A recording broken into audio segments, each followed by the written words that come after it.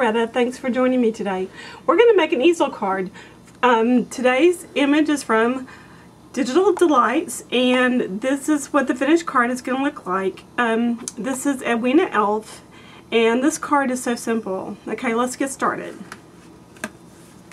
This is what she looks like folded. I'm going to move her out of the way so I can show you the pieces.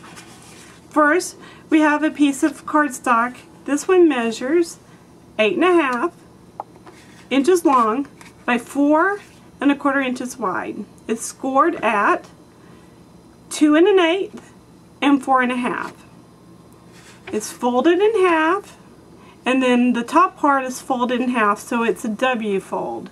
So this is a peak fold and this is a valley fold. And we're going to turn this up and fold it this way. Okay, now our next layer is a piece of cream colored cardstock that I have pre-cut, and this piece of cardstock measures 4 1/8 by 4 1/8 square. We're only going to need to tape it on to this very top layer here. Okay, we're going to line it up.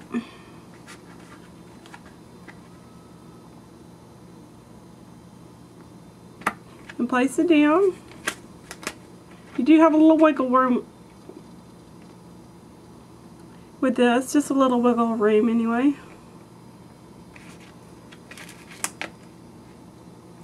Okay, get that one down.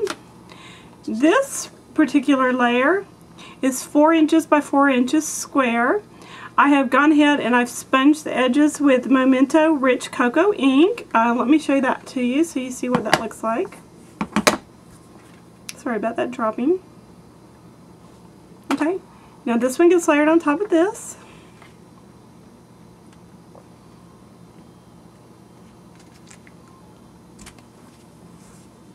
Okay, now this particular piece of pattern paper measures 3 3/4 square. It's also sponged with the same ink.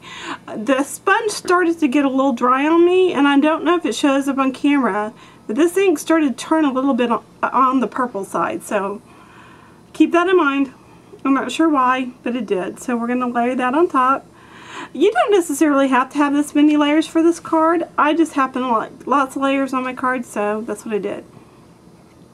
This pretty piece of lattice lace is actually a My Favorite Things die cut that I cut out using my Sizzix machine, and I sponged the edges. It's got pop dots, and we're going to layer that on top next. Edwina Elf has been colored with Copic markers. I will list the colors on the blog. And she is embellished with a white gel pen for her cheeks and glitter for her hat. And she's on pop dots. Oh, keep dropping things. And she goes on top. So, there you have it. Now, I'm going to open this card up and lay it flat. Just like that.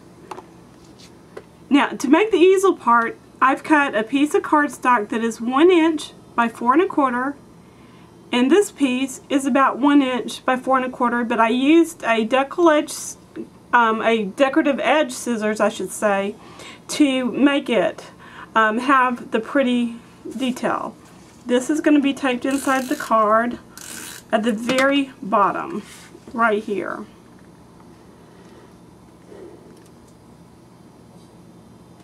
Okay, now we're going to get a glue pen. We're going to put a drop of glue right here and a drop of glue right there, and we're going to place some dewdrops. These are actually clear dewdrops, and what I did was I used my Copic marker and colored them so that they would match my cardstock, and I used this YG17, which is grass green Copic marker to do that with. And we're going to take a quick break and let this dry, and we'll be back in a minute. Okay, now that the dewdrops are dry on each side, I've used my same YG17 marker to write Merry Christmas out. You could also stamp your sentiment anywhere you wanted. If you want to cover this part up, then what you're going to do is flatten this out and layer a piece of paper. This one measures 4 by 4 and the edges are sponged just to kind of hide this edge. You don't have to do that, as you can see.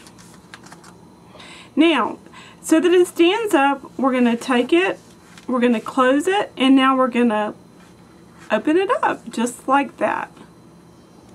Thanks for joining me today for this video tutorial. I hope you'll join me again next week for another exciting digital delights.